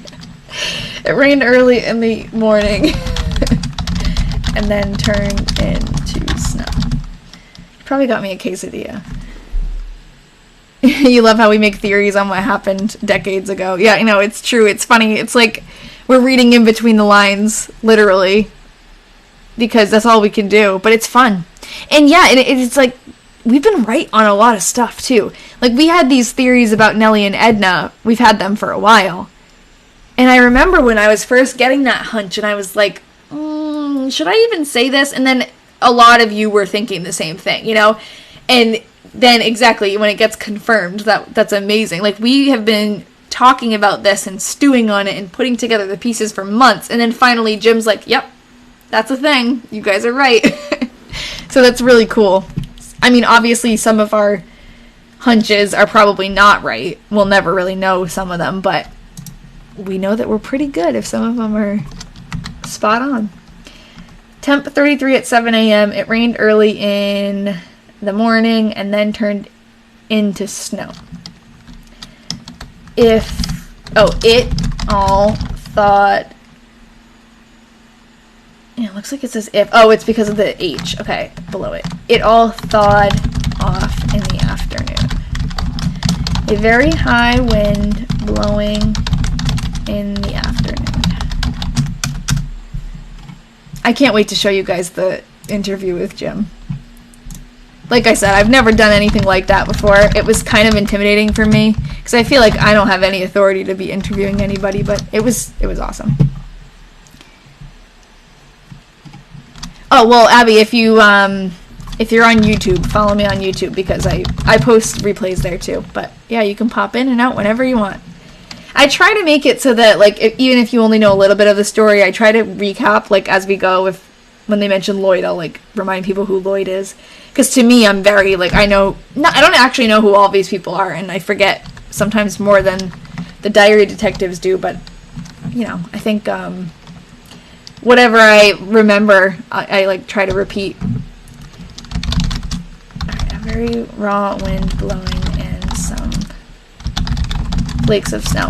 It's definitely gotten a little bit less complicated, this story, because now Edna is just writing for Edna. Like, before she was writing in Todd's perspective, which was kind of confusing to explain. Mr. and Mrs. Kroll went to Des Moines, and Edna was alone all day. She had a bad cold and did not feel at all good. Side note, Ian and I've been, like, talking a little bit about our house and how we're kind of fixing it up, and we just moved in.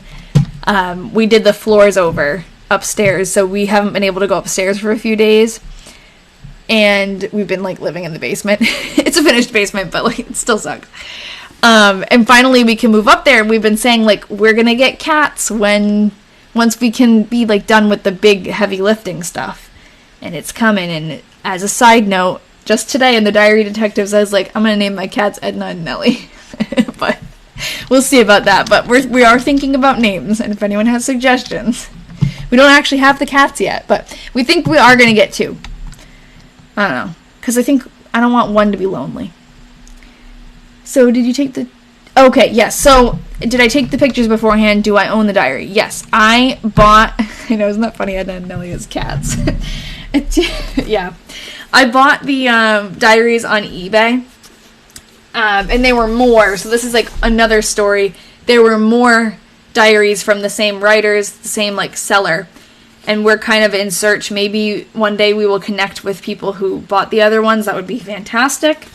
So I do take the pictures beforehand, but I don't read through, and basically, like, we've got 3 diaries, so this is 1943, 1944, in 1947, and we're definitely getting some longer entries with 47 because it's a bigger book, but I take pictures before, I put them on my Google Drive, and then I go through them with you guys here. But I own the diaries right now, the physical ones, but after we're done with this, they're going to Jim. I'm going to give them to Jim. Oh yeah, it's slightly different. I could do, like, a play on it, Eddie and Nell. That's cute. Or Edie. I like that. How long did it take? You wouldn't have the patience. How long did the pictures take? The actual typing out of the diary. How many lives have we done? I don't even want to know how long we've spent doing this, but it's fun. It doesn't matter. We have done, like, I think this is the 20th live diary typing. So you can do the math on that, multiply that by, like, 2.5 hours each time. That's how many hours we've spent typing, but taking the pictures is quick, because I just snap it with my phone. Yeah, 50 million. I just snap the pictures with my phone.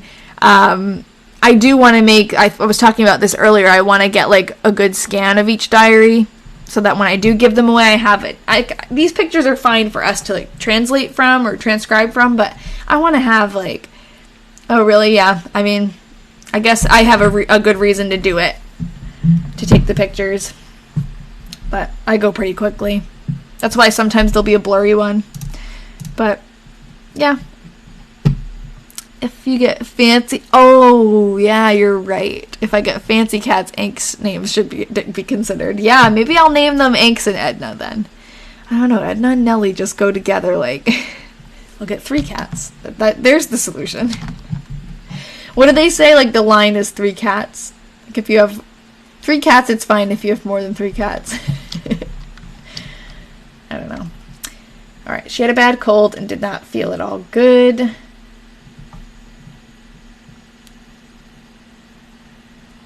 Did I just finish that? No, here. She had a busy day and did not get home.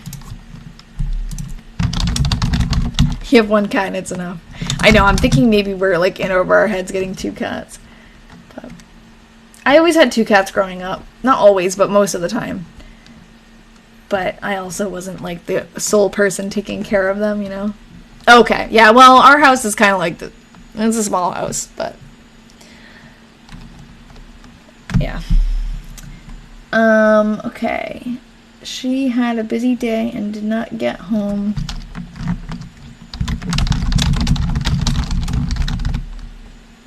until to supper. Oh. See, I feel like she's rushed writing these entries.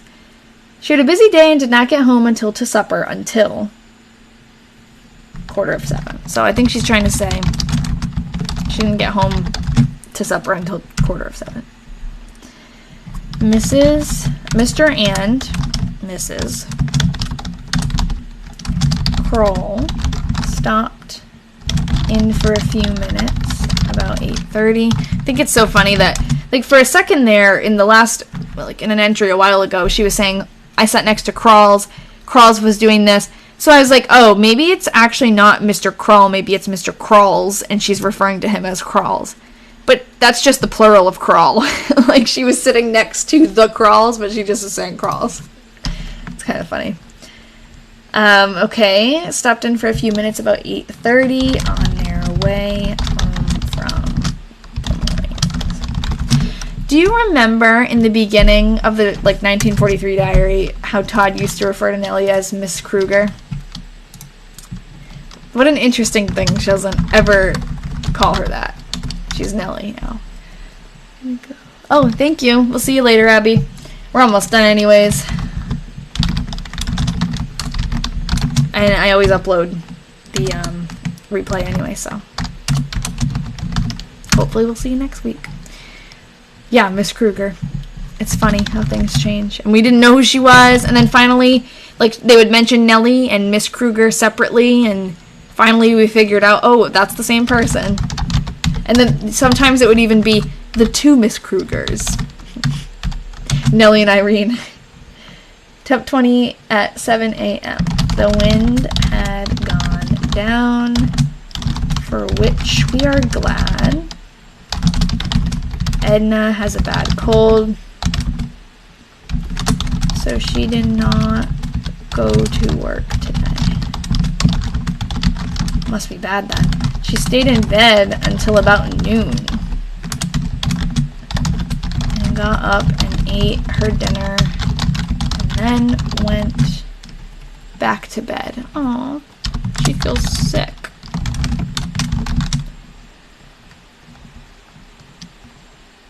Edna laid down all day until supper time. She coughed quite a little today. I think that's funny because when I read quite a little, I think that means not a lot, but I think in Edna's world that means she coughed a lot. Hi, Michaela. The interview was great. I was talking a lot about it before, but I'm also going to upload it to YouTube because luckily Jim gave me permission to film. I totally missed the date there. So I filmed the interview. I'm like editing it up a little bit, and I'm going to post it on my YouTube. But yeah, he gave me a whole new perspective to a lot of these family dynamics in the diary, which is very interesting. And he like talks about it more in depth anyways, but I was telling a little bit about there was like a family rift between Todd and his siblings relating to his dad's land, and when his dad passed away and like it got divided up and stuff, and that kind of trickled down throughout the family, and then there was also the stuff with Nellie and Edna. That's all like a real thing, and some of the family didn't agree with that, and there was drama with that too. So there's definitely like we learned that Todd legally changed his name from Thomas, which matched his father, to Todd.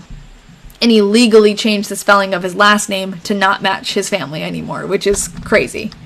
So, there's some things to learn about, to go into more depth. It was very calm today. It seemed so nice not to have the wind blowing. And it didn't go to work again today. I have had a lame back since Monday. Jeez. And it is awful hard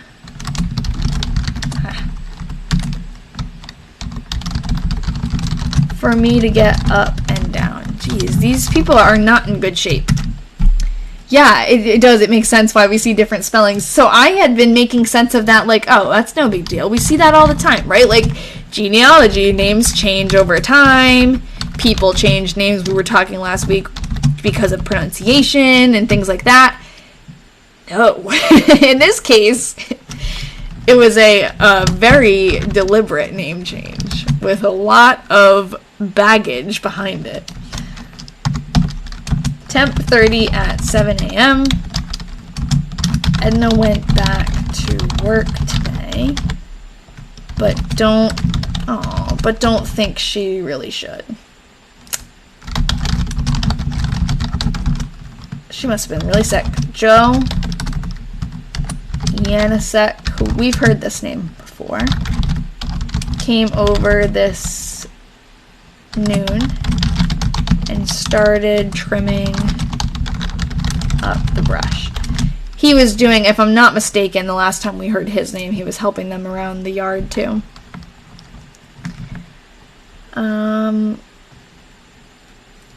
Edna started to take him back to Walford, but Marie... okay, so I know from other, research that that's actually how this is spelled. Even though it looks like she might have used a W there, it's actually Newhouse with a U. So Marie Newhouse came along as she took him in her car. Joe got a lot of brush, trimmed, and split some of the wood. The Newhouses were also associated with the bank, and they were close with Edna. And eventually, that family inherited her house, which is another interesting thing that Jim and I talked about. Because Edna didn't have any children, so it's 29th. I knew that wasn't right. Temp around 32 this a.m. A rather windy day. Edna had... It's like Edna had a cold. Like, yeah, we know Edna's had a cold for days. Edna had a cold and did not feel very good. Edna still has a cold. Seems like more than a cold. To me, a cold is like a fleeting illness. Like, you just, I'm sniffly, I'm sneezing. But it sounds like she was really down and out. Did not feel very good as she didn't go to CR today. Oh, so. I get as and so in her handwriting mixed up quite a bit. She worked until 6 o'clock. Though Millie came out in time for supper. Lloyd, Francis, and David came out around 5 o'clock and brought ice cream, and Kolochis. Now I really don't know how to pronounce it because I've tried a few different ways. Yeah, I'm hungry. Sunday, March 30th. Edna went down to the bank and worked from 9:30 until 12:30. I know, they're eating a lot of kolaches lately. Until 12:30. And what's interesting about those is when I've looked it up briefly, you can make like them as a dessert or you can make them as a regular food, like depending on what you put in them. So I was asking Ian last time he was here with us. It's like, oh, what kind should we make? Should we make sweet or savory? And we might make both. Edna went down to the bank and worked from 9:30 until 12:30 on Strong's books. She took Ma's dinner over when she got home after... Oh. I was just thinking, though, alive in my kitchen right now would not be that pretty.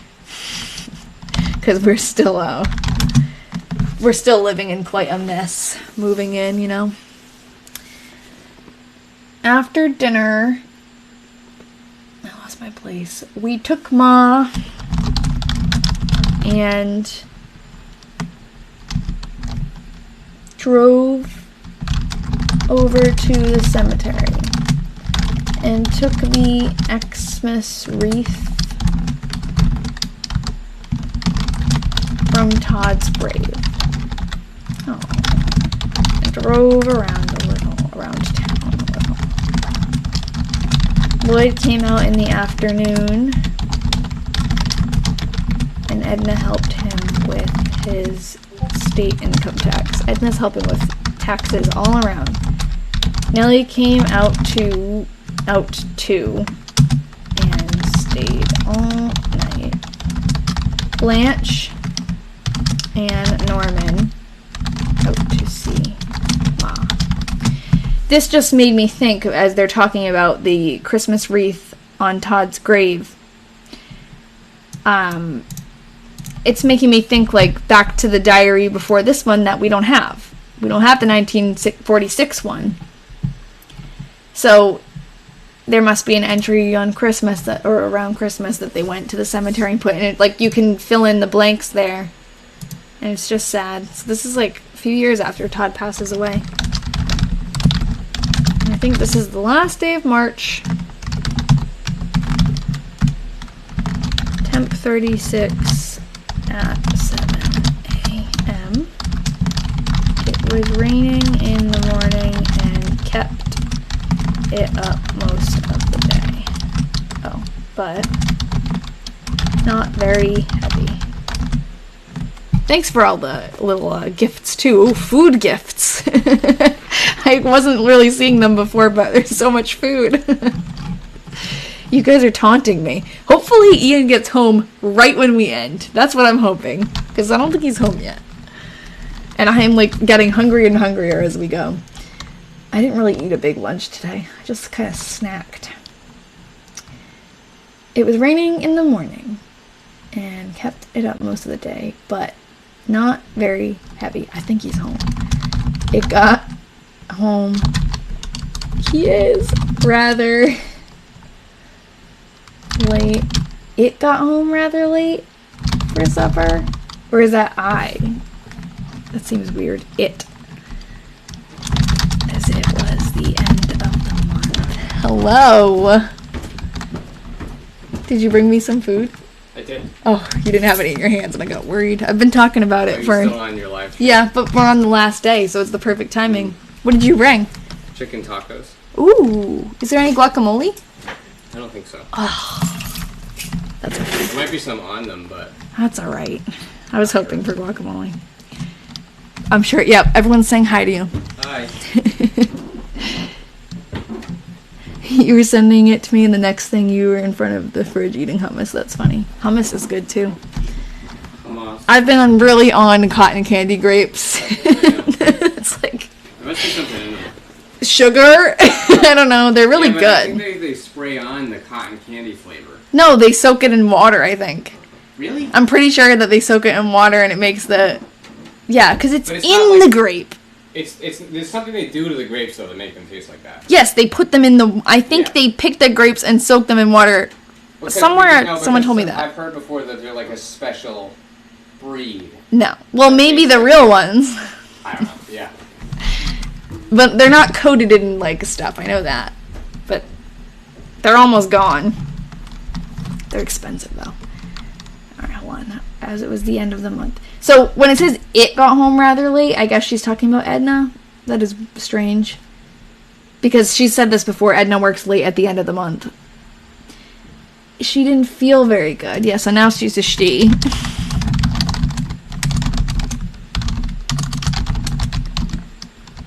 Of course she didn't feel very good. She's still sick. So, and now she's working late. And laid down right after supper. Lloyd, Norman, and David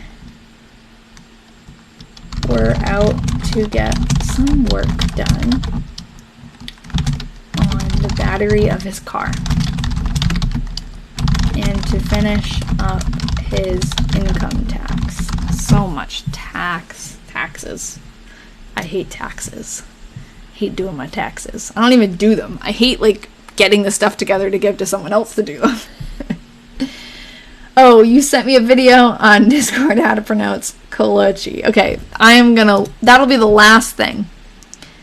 How to pronounce kolache. Let's see. Oh god, it's like an ad. You get to listen to the ad. Stick it to your brows. 16-hour hold now in... We are looking at how to pronounce the name of this type of pastry I don't know if you guys can hear this. a portion of fruit surrounded by puffy Oh, we get a definition too. This is a pastry that originates from Central I feel like Europe, I'm watching but that Jeopardy. has become very popular in parts of the United States, in Texas in particular. So how do you go about pronouncing the name of this pastry? Goulash or kolache? Oh, so it's kolache if it doesn't have an E. Kolache, he said. Right? It is often spelled with an E at the end, B. It is often spelled... So how do you go about pronouncing the name of this pastry? Kolache. Goulash or kolache? Nice. Kolache. Alright. Well, there we have it. Oh, I didn't even realize you guys could see the video. But of course you could because it was open in the browser. That's funny. Yes, I'll save it. Thank you. And I'll probably need to refer back to it. But I think once we make them and once we say it a bunch of times when we're making them, then it will stick. You have to live it to make it stick, you know? But anyways, I guess that's perfect timing. Ian's home. I've got my chicken tacos ready, hopefully still warm. And we're done with March in 1947. So I have already set the time and date for the next one. It's next Wednesday, same time, 6 p.m. Eastern, and you guys can sign up on my TikTok if you want to. It'll send you a notification when I go live. I'm also going to be sometime this week. It's taking longer to edit than I thought, so maybe in a couple of days I'll get the interview with Jim up. That's definitely worth a watch. And I'm going to announce that on Discord. I'll send a link to that, but nice. Yeah, I'm wrapping up now, so I'll eat it up there. I'm not going to eat it on my live stream. All right. Bye, everybody. Thanks for being here. Thanks for helping me read words and get context, too. And I'm excited. I can't wait for you to see the interview, too. But have a good one. See you next week.